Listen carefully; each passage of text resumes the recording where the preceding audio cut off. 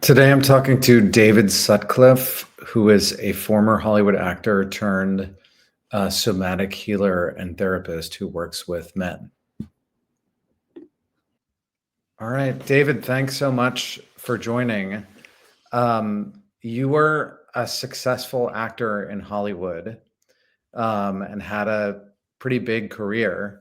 And now you are a somatic healer and you work with men. So obviously, my first question is, how did that come about? Like what happened basically? I was always into therapy, like many actors, but I was really into it from the time I was in my mid 20s, just curious. I was always reading about psychology. This concept, I remember watching a Woody Allen movie. I think it was Annie Hall or Manhattan when I was, I don't know, 12 or 13. And this concept of the unconscious, I was fascinated. What is that? There's things going on in our unconscious that we don't understand that are controlling us. So I was kind of obsessed with psychology from a young age. And certainly going into acting, there's a lot of psychological exploration.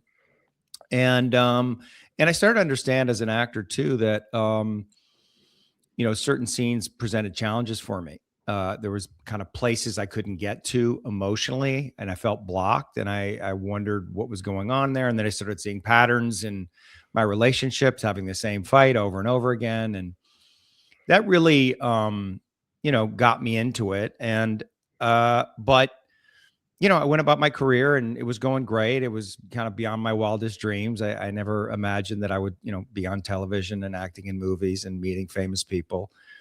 But it was a typical story. I got what I wanted and I wasn't happy. And then I went and searched and trying to figure out why. And I discovered this therapy called core energetics, particularly the work of this woman named Anne Bradney and the way that she facilitated it in groups. And just, I was instantly attracted to it. I wanted to know everything that she knew, and I wanted to be able to do what she did. I had that thought, and that was when I was 35 years old, right at the height of my success, and that was really the beginning of the end of my acting career. I mean, not officially, obviously, but that's when my interest started to go in that direction, and I became less passionate about the acting. It really just became a job for me to make a living at, and I grinded away probably for another 10 years as I started going to more workshops, ultimately did the core energetics certification training. And then it seemed obvious.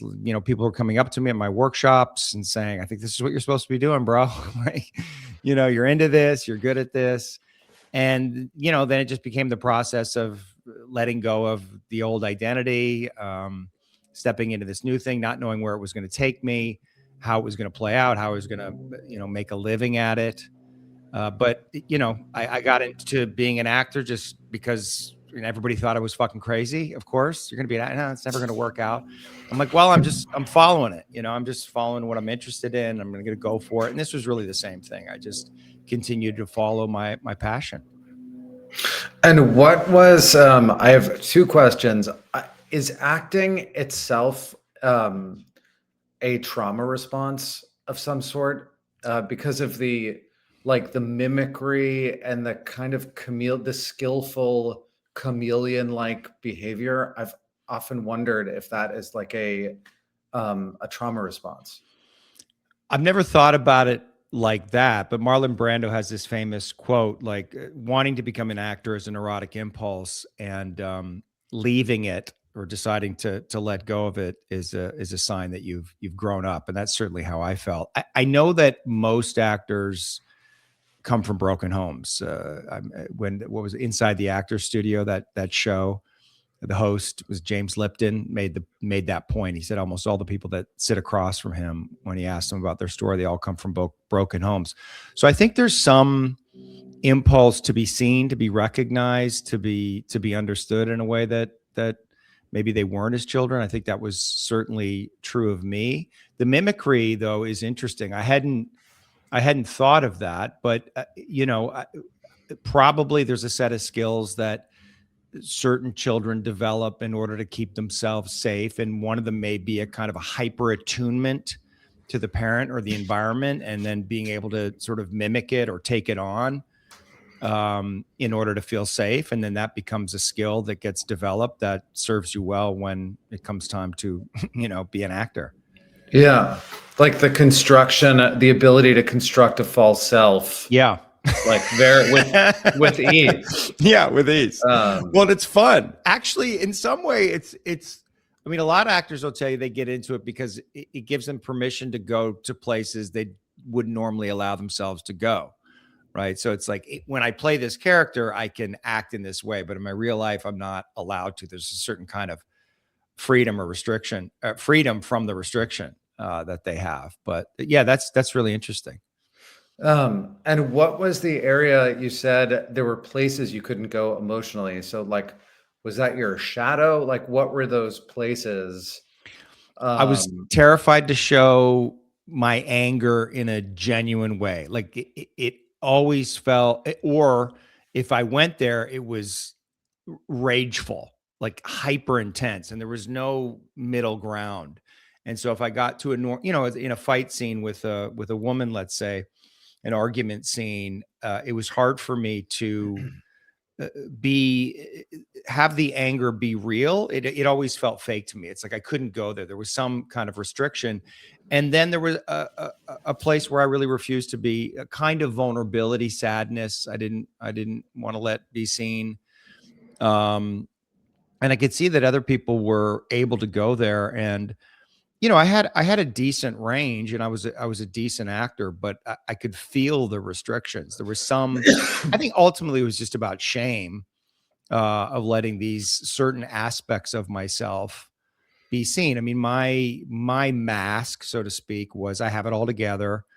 I'm put together, and that just wasn't true. Like I was neurotic, I was a mess, I was hiding, I had all kinds of secrets, but I presented this very together self. And then, of course, I would get these scenes where you would be asked to reveal these, I guess you call them shadow aspects of yourself. And there's some part of my ego is just like, fuck that. No, you can't show that part of you. It's too dangerous. It's too scary.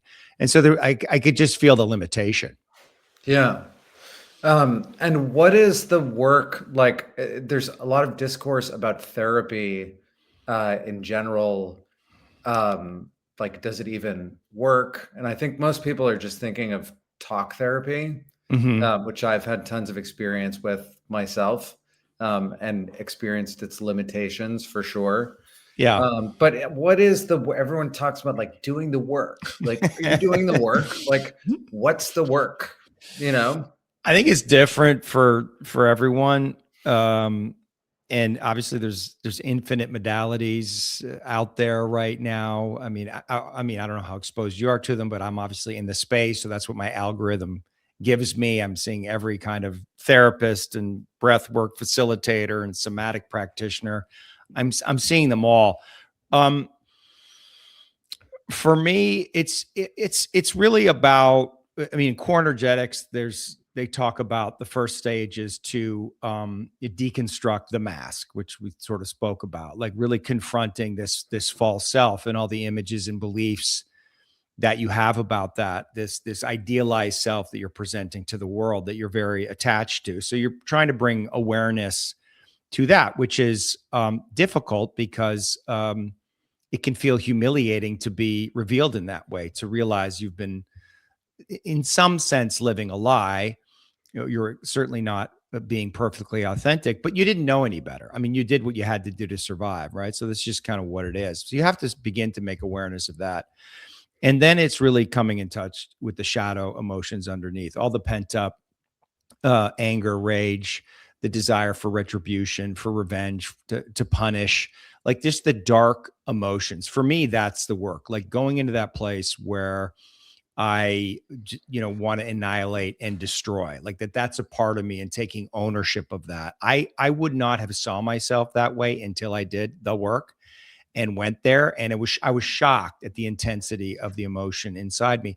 And I didn't have a particularly traumatic childhood. I mean, standard by today's standards. My parents split when I was 6, and my dad wasn't around. My mother was probably smothering, controlling, a little bit narcissistic, and that she sort of used me to meet her needs. Hmm. And okay, but it was fine. but I did not realize like the extent of the trauma that I had suffered, and the intensity of the emotions as a result of it. So not that I'm, making myself a victim at all, but like the feelings were there. I didn't, when I went there in these workshops, these somatic workshops, um, yeah, it took me totally out of control. And then, the thought is like, okay, I'm walking around with all of this unconscious emotion, like in my in my psyche, in my body, and how is that impacting my relationships first and foremost, but also the decisions I'm making? Like I really realized I was acting out some script that was really defending myself from pain, and it took a long time to really come to terms with that. I mean, I'm still coming to terms with it. Really, like every day, little aspects of it can reveal itself, particularly in my relationship. So it's kind of baked in a way, but I'm more aware of it than I ever have been. So, I, you know, that's the work. I think just the awareness, and then, but from my point of view, the willingness from the somatic work, the core energetics work that I do, the willingness to go there, to embody that part of you, to really feel the feelings that the child could not feel, in some sense, to complete what wanted to be completed. And the idea is that if you complete that in presence and being witnessed, that's the thing that's going to make you whole. And that has been my experience. That's super interesting. I watched, and the idea of like victimhood, it's like on the one hand, you don't want to be a victim and complain, and certainly not talk about this shit if you're like a male. Yeah. But on the other hand, like, are you supposed to go through your life like suppressing all of this stuff and acting out basically like a child?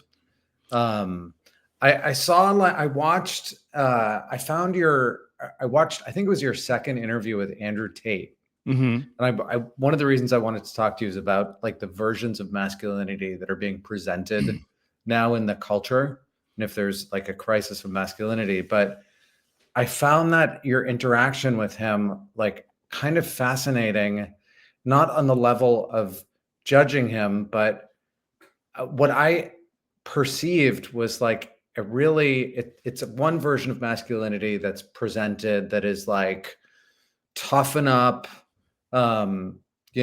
be like a hustler, if this, fuck these bitches and don't be a pussy, basically. Yeah. But when you seemed to be able to sort of get through to him, and I feel like I'm like, oh, this guy's like there's like a really wounded boy. Mm-hmm. And this is just like a reaction. This is a toxic, childish, constructed reaction. Again, I'm not like trying to talk shit about anybody, but that's what I perceived. And I feel like that's one of the archetypes of masculinity that's available to young men it's unhealthy. Yeah. So what are the versions? Like there's the Andrew Tate version, there's the Jordan Peterson version. Like which is the healthy archetype of masculinity, and how do you identify it? That's a great question. The archetype that I like, I mean, I'm a Canadian, I'm a hockey fan. The hockey players to me are like a real archetype of good men, which is that when they're out on the ice, they have access to their primitive animal and are not afraid to unleash it. And it's contained. That's the rules of the game. We're allowed to do that there.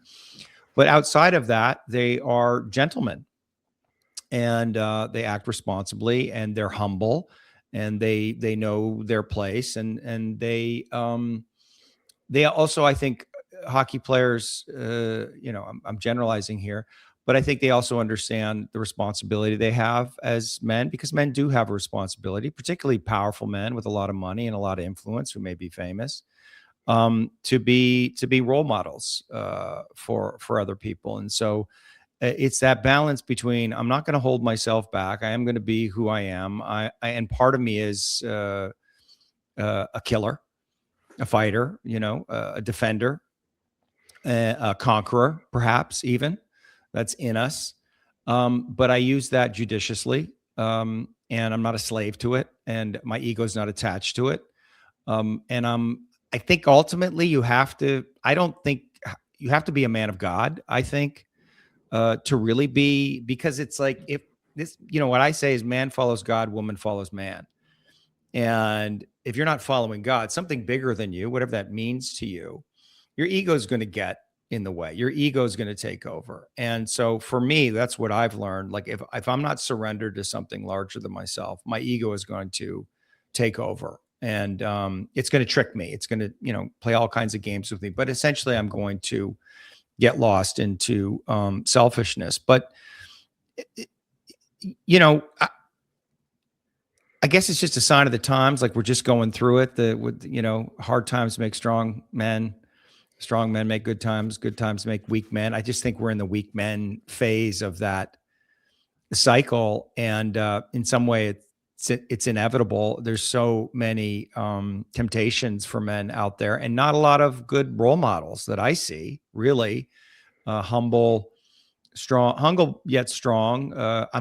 I'm kind of pro patriarchy. I do believe that men should lead. Men should lead in service of their community, of their woman, of their family. Like that's how I see it. I understand people define patriarchy in very different ways, but that, to me, it's just simply that. Like, men lead in service, and they do that humbly. So I think of, Shane, back Gary Cooper, those old movies. When I see that masculine, or even John Wayne, I think he's a great role model of masculinity. We look back at his movies and think he was machismo, but if you actually watch the movies, he's got some machismo, he's got some swagger, but he's there to be of service. That's what happens. He comes in to do the hard thing that no one else is willing to do, and he doesn't demand to be seen, understood, or recognized for it. He just does it because it has to get done.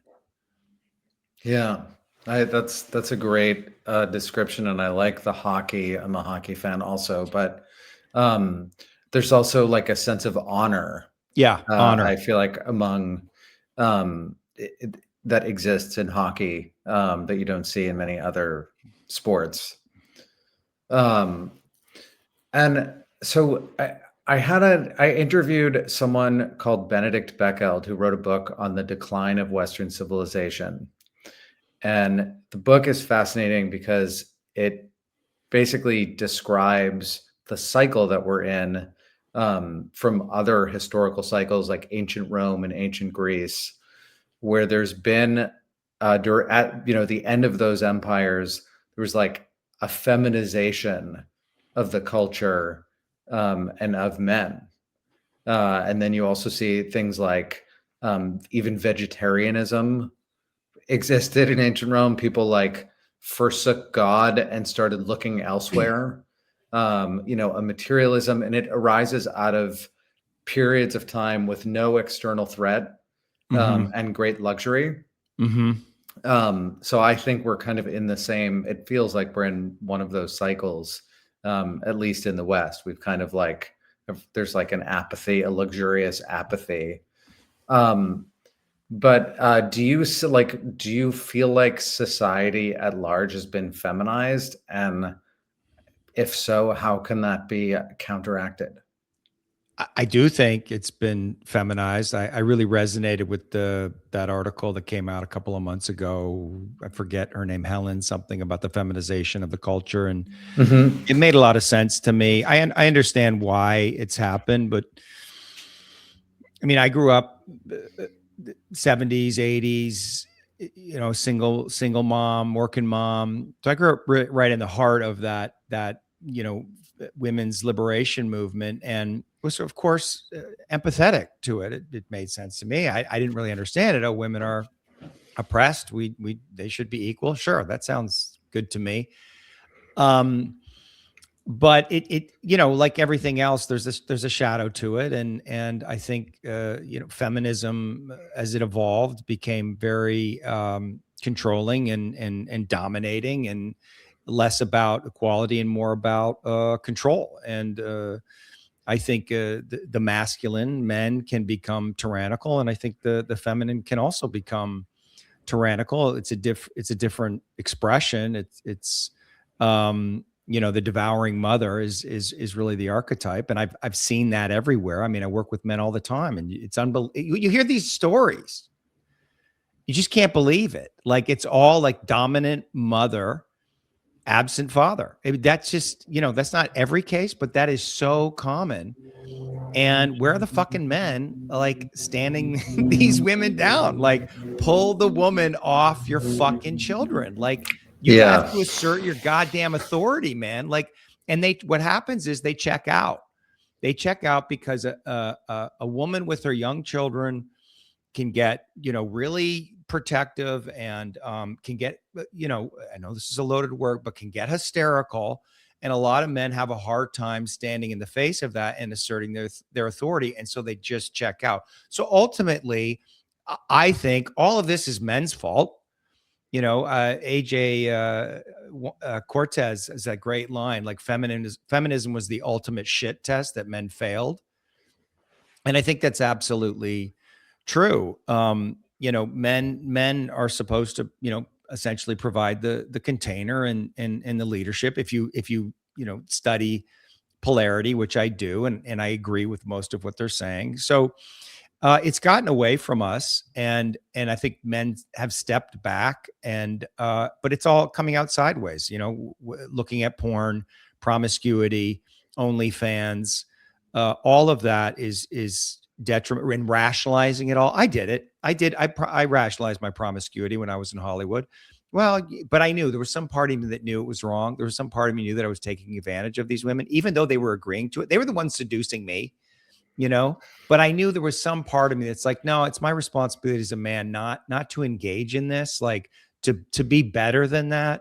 Not that I'm saying, people should do whatever they want to do, and it shouldn't be, religious and rigid, but it just got, I think, out of control. And ultimately, at the end of the day, I do think it's men's responsibility. If you believe, as I do, that men are supposed to lead, then it's our responsibility to set that straight. And that involves, standing up to your woman in a kind way, in a gentle way, not in a domineering way, setting clear boundaries, and setting things straight. That's what they want. That's what I see. If you can do that in a way that is with your heart, let's say, that's not coming from your shadow. Women, they want to be contained, and they know that they need it. And in fact, that's, when we think about sex itself, the act of sex, that's where all the juice is. In the surrendered woman and the dominant man. That's what they want. That's the fantasy that every woman has. They want to be ravished by an aggressive man, obviously a man that they consent to, and so that they can surrender. So that sexual dynamic, I think, has to be transferred into the general dynamic, obviously in a healthy way. But yeah, I think it's completely out of control. And obviously this open borders, and these judges who are just letting these criminals out in the street. I mean, it's a disaster. Yeah, and there's like an absence in Western of kind of healthy masculinity in Western countries to even, like in the UK, the inability to even like protect and defend their women from being raped like at scale by foreign immigrants. It's like it's war. That's what there's other men, literally foreign men coming into your country, raping your women. That is an act of war, bro. Yes, and like as old as time itself. Exactly. Like that's probably, like, throughout history, that's the default level of kind of human behavior, basically. Yeah. So I find it utterly shocking, but in America, people who have jobs in real lives are, rightfully don't want to give things up or get into trouble. But it's like something has to be done when like the law and the authorities have abandoned their kind of job to hold our society together. I find it like utterly shocking. Me too.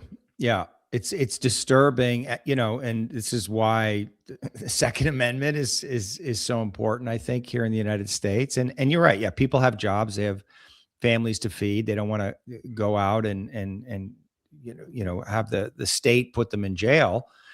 But I think there's going to be a threshold, and I think it's coming soon, and I think it's going to turn into chaos. I mean, I feel it. I feel it in me.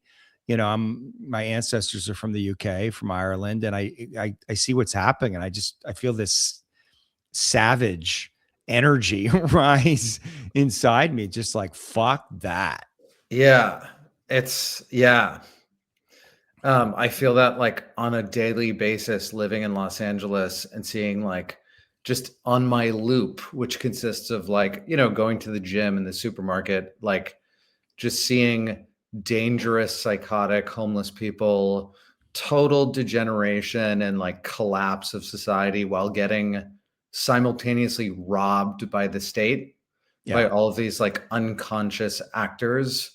And it's just like, I have to watch myself because I do think half the time, like, is this like, are my feelings okay about this? Or is this like, am I having a trauma response? But it's like so totally unacceptable. It feels primal.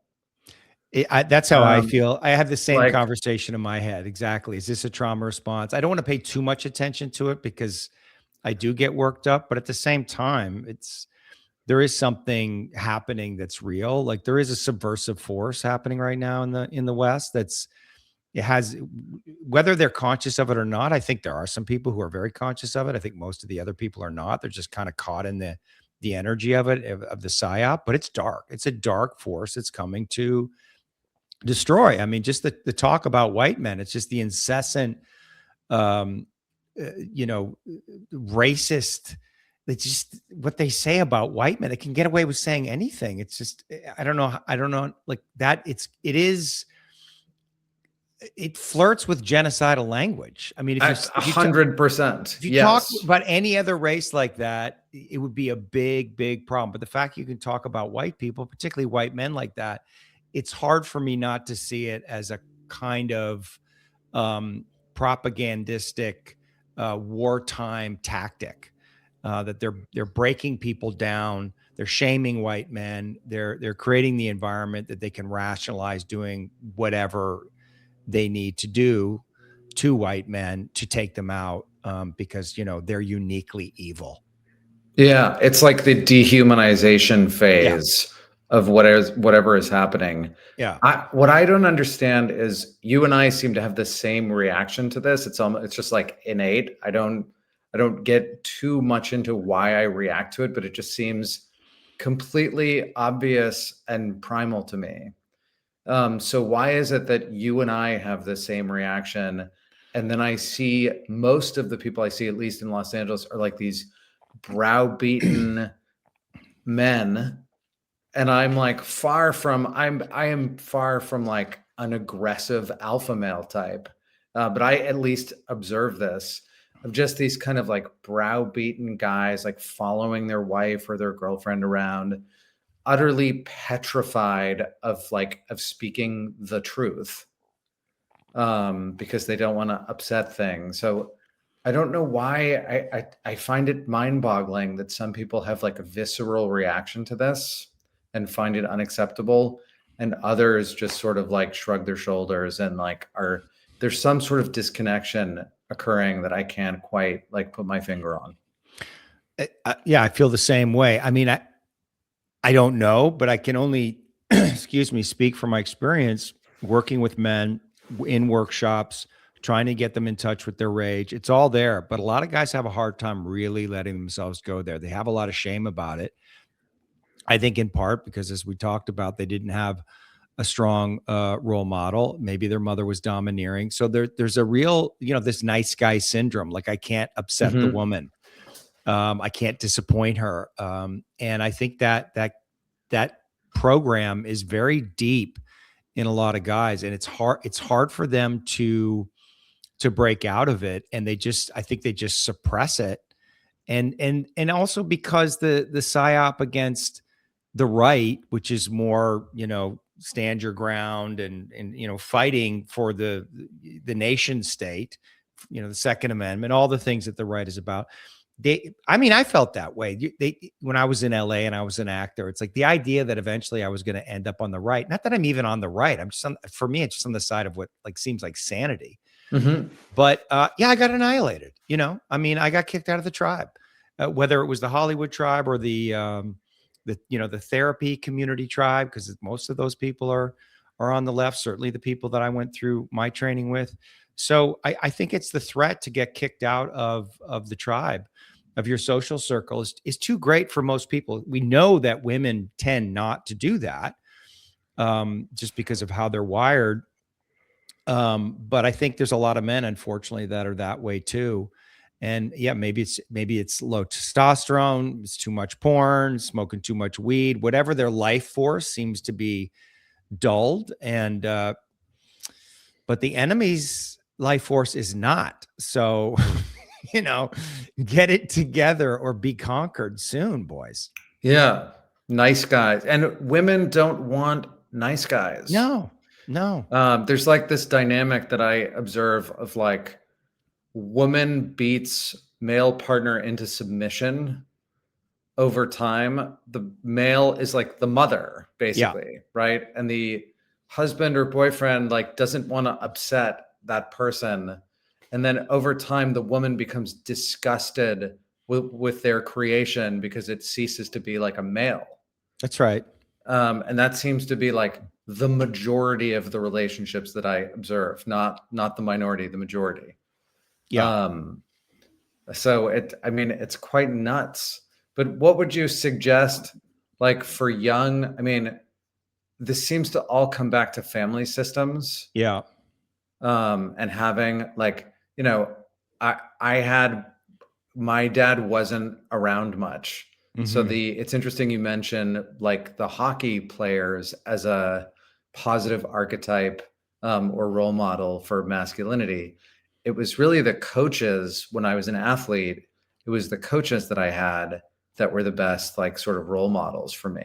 And that was like that was like, those were the relationships that I longed for. So what would you suggest to like young, obviously you have your practice. And how do you identify, like, this is another thing, being in the healer world here, especially I'm on the west side of LA. So I'm amongst like, every healer under the sun. And most of them are charlatans who have not done the work on themselves. Like I've had this experience so many times. I'll go see a therapist and I'll ask them questions and I'm like, oh, this person like hasn't done the work. Yeah. And it also attracts people that are like curious about issues that they have, but they don't address them. And that's like not somebody that you want to work with. So how do you identify, aside from yourself, obviously, David, but how do you identify someone who's not a fucking charlatan, like in the healing world? And there seem to be so few people to work with. That's true. I mean, for men, I think there are some great female therapists out there. My main teacher was a woman and she was great and met me in all of these dark places. But ultimately I needed to get with a man. I needed something different because there is a limitation there. So why? They just don't understand men. I mean, obviously, just like I don't understand, there's a place where I can't quite understand women all the way. I can work with women, but there's some empathetic barrier. I can deal with them on a human level, but there's specific instincts and drives that they have that I'll never fully be able to relate to. And I think it's very difficult I see this over and over for women, mothers, and female therapists to admit to themselves that they don't really understand men. It's easier for men to say, yeah, there's a part of me that doesn't understand women. But for some reason, women I've noticed have a harder time saying that. They think they do, I see it on Instagram all the time. These women talking about men and I'm like, you're not accurate at all. So there's that. But to answer the question, I think men have to get in community. That's the first thing. You need to be around other men. You have to find some place where you can go, even if it's like a bowling league, but you need male only spaces where you can talk about like real shit and let it all come out and let yourself have your shadow, let yourself have your negativity so you can complain and bitch about women or whatever you want. Like men need that space, and that's been policed and shamed. What is a male space, David? Do you need to have Well, a penis to have a male space? I think so. I'm I just think kidding. so. I'm just kidding. That's like the level. That's where we are now in Yeah, society. But exactly. Yeah. Well, they want to police it. They want to control what men are doing and what men think and how they think. And of course, as you said, when they do that, they ultimately end up being disgusted with men. But again, it's ultimately on men. Like you have to resist that control. You have to resist being the good guy. You have to risk disappointing her. You have to risk her walking away. Like you have to claim your authority as a man. You can't give yourself away. And that's the only way it's going to work. And that's ultimately what they want. It's the only way that they're truly going to respect you. Again, be kind. Don't be a dick, but don't betray yourself, right? Now, again, a lot of guys don't even like I'm too much for a lot of people in the male space. Like they're like, yeah, we love Dave. He's great. But there's this one place where he goes, it's just a little too much, or at least that's their perception. Like, when I say things like I'm pro patriarchy, and I think deep down they believe me. They believe that, but they're just too afraid to say it out loud because there's still some way that they're catering to the woman's approval. right. And it's not as I interpret it, the pro patriarchy it's just like a recognition of reality and biology in a Yeah, sense. that's it. Nothing more. It's not like a Nature. It's value nature. judgment. Yes, it's not like a value judgment. It doesn't mean you don't want women to be able to vote or like Yeah. um but people have lost the ability to like objectively think about things and just like and just parse through facts Or and they, kind yeah, of have any kind of um, reasonable conversation about it because words are triggering and they've assigned meanings to them, and they're lost in their heads, right? It's all that's the problem. These conversations are all conceptual, and the place that I'm coming from, my work is there's something in, as you said, there's something innate that we listen. I have a connection to God, you know what I mean, and I believe in Christ, and I believe in His example, like can't do much better than that. It's like, forgive them, Father, they know not what they do. I mean, if I'm aspiring to something, that would be it spiritually.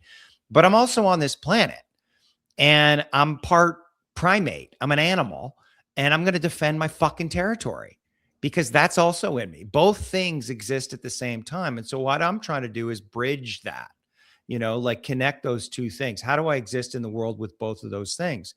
Because if somebody comes into my house to break in and tries to take what's mine, I want to have access to the energy, the aggression that's going to fucking stop them and protect my wife and my family. It just seems isn't natural that to from me. God also? That's what I would say. That's exactly what I would argue. And I would say that God is supportive of that. He wants that. He created that. This is the game we're playing. And I think a lot of guys have been shamed about those impulses inside them. They've been feminized, and they go to this, this, we call it spiritual bypass, but an overly understanding and empathetic approach. Which, I used to sort of go there. When I first left my training, I sort of took that on until I realized that. I was missing something.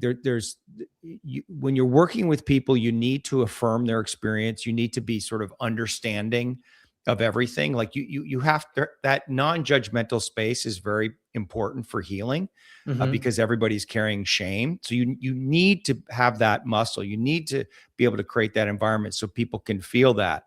But then there comes a point where you have to challenge people.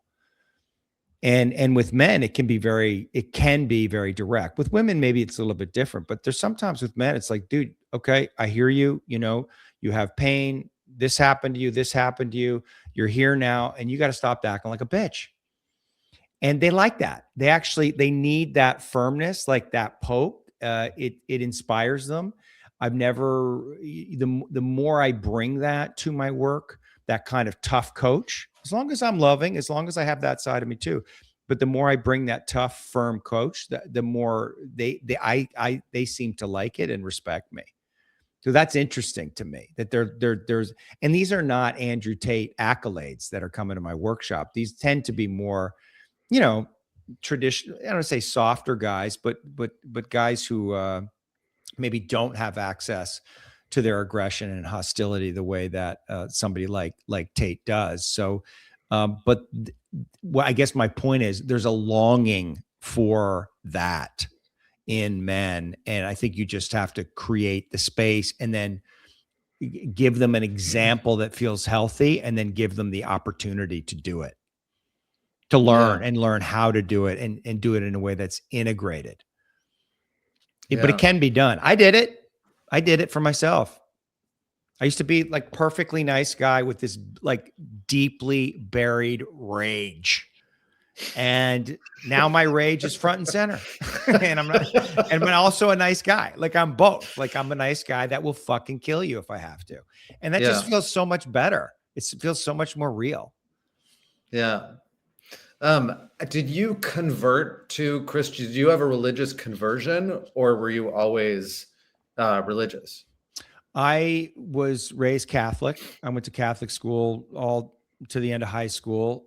Sort of abandoned it when I got to university, became an atheist, just went through the process, and then kind of rediscovered, I guess, spirituality in my early 20s. I started reading a lot of Ken Wilber and sort of more of the Eastern philosophy. But for some reason, I always stayed connected to the Christianity, and particularly just Jesus. I was just fascinated by Jesus, and just the more that I would read about spirituality, the more it felt like it was always coming back to Christ and his teachings. And it just ultimately felt to me, no matter where I looked, and I looked in a lot of different places, that Christ was just the best example. And so that's a model for me. I mean, I wouldn't call myself a practicing Christian. I mean, I do. I'm actually more my direct religious or spiritual practice is through the Lakota, like the Native American Sweat Lodge and Vision Quest. That for whatever reason has drawn me in. So I'm trying to reconcile those two and find the bridge between the two, because they're very similar. They're very different. But the Native American spirituality, their religion, so to speak, is really, really interesting. And it's really like of the earth. And it's a deep technology. Those guys figured something out. The Lakota specifically? Well, the Lakota, I'm going to speak out of my ass here a little bit, but this is how I understand it. The Lakota had the most structured traditions. So a lot of the tribes, as you know, in modern times, have sort of adopted them, even if they've applied their own principles to them. But yeah, the Sweat Lodge, the Vision Quest, the Sundance, those are all like Lakota is sort of the, I don't know, the big one in the Native American world, although there's lots of deviations and lots of conversations about the right and wrong way to do it, just like in any religion. But there's something fundamental in it, that the more I explore it, the more it's not random. They just didn't make this up. There's something deep to it that is allows you to access different realms that are quite powerful and interesting. And you can see how that connection would serve them very well, particularly, back when they were on the plains. Mm-hmm. I was going to ask you about plant medicine. Is that a part of your world or your like spiritual practice? I did about 4 years. I went pretty deep down the rabbit hole with ayahuasca almost exclusively. Done a little bit of psilocybin, but mostly it was ayahuasca, particularly in the Shipibo tradition. I ended up living with a guy. He was just a roommate, a guy from Chicago, former musician who had become a Shipibo practitioner. And so I was around it, like really in the field of it for 4 years, and probably sat in, I don't know, 60, 70 ceremonies. So I Oh, really, wow. really got a taste for it. I mean, I was, and got a lot from it. There was a lot that I learned.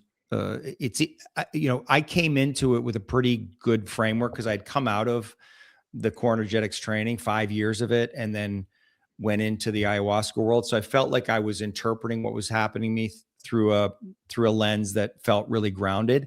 I didn't see that with everybody else. So what I say to people about ayahuasca is be very careful, because it opens up realms, and if you're not ready to handle them, it can really be disorienting. I think Jordan Peterson's warning about opening yourself up to that it's dangerous and you should, be very mindful about that choice. I think that's correct. I had a pretty good grounding, as I said, so I feel like I was able to navigate it, and I feel like I was in search of something very specific. There was some kind of pre-verbal terror that I couldn't get to through the therapy. It was very hard to access. And what was happening for me is every time I would go into ceremony, I would go into a state of terror, and I couldn't navigate my way out of it. And not lots of people do not have that experience. So I knew that was something inside me, that I had this deep rooted fear. I had a hard time making sense of it. And ultimately I did, I feel like I solved that problem through my experiences with ayahuasca. Wow. And is that like so that was a pre-verbal trauma I think so. that you couldn't get to otherwise? And Yeah, no memory, no story, just a a like a feeling. body. Yeah, in my body, like a chronic. I didn't realize till I was in my mid 40s that I had a kind of low grade chronic anxiety. I just, because I was living with it, and that I was like, I had this neuroticism. And I saw what happened was I saw a picture.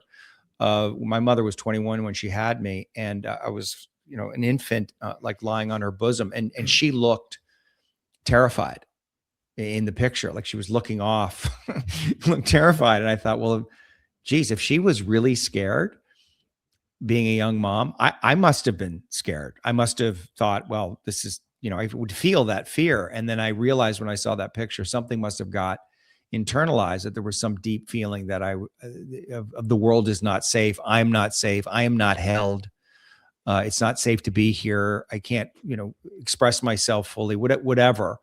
And but all I knew was that every time I drank, I would just go into the state of like a hell realm of terror. And I knew that wasn't the medicine. I knew that was me, that it was accessing some part of me that had been disowned, but had to be playing itself out in my life. And I had problems in my life. So yeah, I kept going back for whatever reason. I kept like going like back to the well until I finally had an experience that over a week long, it was like an isolation retreat. So we drank ayahuasca on the first night and then went out into the woods for 6 days, 4 of those days fasting, totally isolated, and then came back in for 2 more ceremonies. It was during that experience where I just felt like I came all the way up against my fear, and something broke. And then Mhm. I felt liberated. And since, I don't want to say like I'm totally awake and changed and I never experienced fear anymore, but something shifted in me, and it doesn't have the same grip that it used to. That's so fascinating. And it's interesting you mentioned earlier, like, I feel like a lot of people mention that they didn't have traumatic upbringings, like maybe in the classical sense, like they Hmm. weren't sexually abused or beaten or whatever. But something can happen pre-verbal, like even while your mother is carrying you in the womb, Yes, can happen, and it's operative like at age 40 or 50 or whatever until it's addressed. absolutely. So people like don't, I often hear people say like, oh, I had a great upbringing. I don't know why. It's like there is something, like There's always there's something. something. And it can even be like precognitive, pre-verbal. Yeah, Um, in the womb. I mean, if your parents are fighting, or you're in a war torn country and bombs are going off, and and you're in the womb, like obviously you're not conscious, but there's going to be your mother's contracting, you're contracting, hormones are being released. All of that is having an impact on you, and you're coming out, and you're oriented in that way. It's in the cells, and yeah. it's very, very deep. And most people don't understand it. And just what you were saying, I have clients come in, oh, my childhood wasn't that bad, and they start telling me like what happened. I'm like, bro, bro, did you just hear yourself? Like, you don't think that had an impact on you? And they're like, well, maybe, yeah, well, I guess maybe. It's just a disassociation. Most Yeah, of we all that's minimize. We all exactly what it minimize. is. It's like you've dissociated from your own story that Yeah. you don't like, that's part of it, I guess. Mhm. Mhm. And did you, so it sounds like you stopped, you're speaking about ayahuasca in the past tense. It sounds like you Mhm. haven't had Mm-mm. need to revisit it or whatever, like that chapter is closed or Exactly. Yeah, I felt like I got what I needed, and then I started it on the work with the Lakota, that what they call the Red Road, and that's just become where I go to practice, essentially, to do the work. I go to Sweat Lodge. I'm part of a community. There's other things they can't really talk about that I do, but it's a path. And yeah, the Sweat Lodge is the same. I mean, it's really, you go in there, it's dark place, and the heat comes on, and then it's like, sometimes it's very comfortable, but a lot of times it's like you got to deal with your fear. Like, you can get out, but you can't really get out, and it's just a perfect container to practice staying when you want to leave. you know and it's like, yeah. I gotta stay, I can handle, like, I gotta handle this heat, because that's what we do. We're in life, uncomfortable feelings come up, and somehow we leave. Maybe we physically leave, or we disassociate. So lodge is a place to go and practice combating your fear, and just dealing with the force that's there, and breathing through it, and then you get through it, and you realize, oh, okay, I can handle this. Yeah. It's so interesting. There's so few people that I've encountered in life that actually you look at and you're like, oh, that person changed Hmm. or grew in some way, that it's just, it's recognizable, that that occurred. And there are so few of those people in that you just come across in life, because I think it takes an awareness, but also like such a great commitment to do Yes. things like this. Did you ever, one of the other modalities that it seems like there's something there is Valpasana, like those extended silent Hmm. meditations. I know a couple of people who've done those who seem like something actually changed from doing that. Is that something that you have experience with? I've never done the Vipassana. I know a lot of people that have, and I've heard from them about their experience. I am a meditator. I've spent a lot of time meditating, but 20. I mean, I've done an hour at a time, but no, I think it's the same principle. Like, ultimately, it's like I have to sit with myself, and just be with my breath, and things come up, thoughts come up, uncomfortable feelings come up, physical pain in the body comes up while you're sitting there. This is what people tell me, and that you just have to kind of stay still and breathe through it. And what you find is that when you can do that, like, a lot of that, it starts to fade, it starts to dissolve. You realize that it was all an illusion. And that's something that I've considered. Maybe one day I'll do it, but it's just, I've just been doing these other things. And, but I think just what I've heard from it and how I understand it, it makes sense to me that would have, be super beneficial and have a lot of utility and could really, really change you. Yeah. Do you think there's any benefit? We sort of covered this, but is there any benefit to talk therapy? Most of the people I know that are in therapy have been in it for 5, 10, 15 years of just talking to someone over and over and over again. And usually just being validated or being able to intellectualize and maybe understand dynamics Mm-hmm. of a system, but there's no growth. Like there isn't really, it doesn't seem to be much growth. Do you think there's any value in people going to therapy, I like think talk that therapy? I think there's value in it. It's good to the awareness piece is important. Like you want to be able to make the connection. Like, okay, this is what happened in my childhood. This is how I adapted. This is the defense that I developed, and now this is how this is playing out in my adult life, so that you can make sense of it. Hmm. And so you're not shaming yourself. Like, what the fuck is my problem? Well, your problem is that you were this way. You had to adapt. Like, and I think that's important, but I don't. I think therapy is like everything else. Uh, there's a few people at the top that are really, really good at what they do, and most people, most therapists are average. And I think there are talk therapists that can get you there, who are challenging and are able to um, use the power of their presence and their language to really affect you. Like I think that's a real thing. Like I think one person can affect another. Is that talk therapy? Not, I guess, yes and no. I mean, you have to be modeling embodied presence as a therapist, and if you're just talking, if you're just asking questions, if you're not like in deep relationship with the person, nothing is going to happen. And I just think that is a skill that most therapists are not taught. It's mostly academic, it's conceptual, it stays inside the head, and as long as you're staying in the head, as far as I'm concerned, nothing is going to change. Yeah. And what would you, I guess, last question, what would you suggest someone do who's listening, who is like, this is sort of resonating, but it seems like this is a long road. What would be like a first step? Um, Well, obviously I'm biased towards the somatic practices. So I would say, maybe start reading some of the classic somatic texts, maybe Alexander Lowen, or what's the Levine one, Waking the Tiger.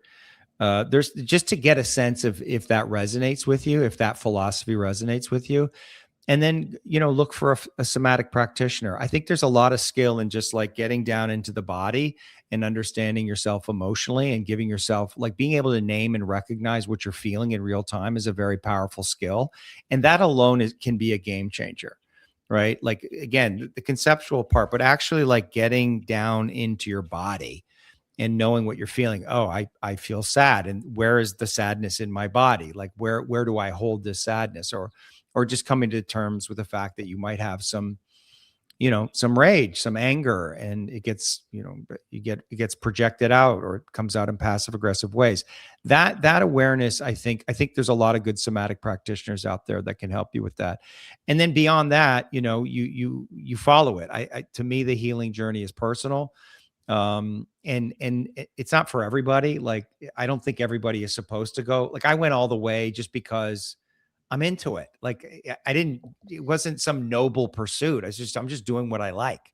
That, yeah. it's that simple. So, but I think there are the other thing, there's awareness and there's skills to develop that can really benefit you. But you have to first understand that you are irrational and you are controlled by your emotions. You have to start there.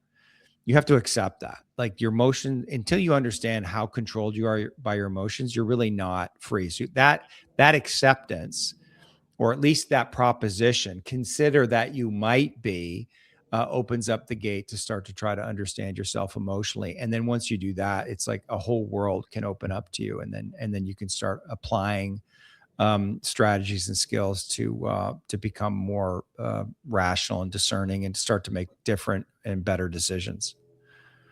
That's great. David, thank you so much. Yeah, thank you.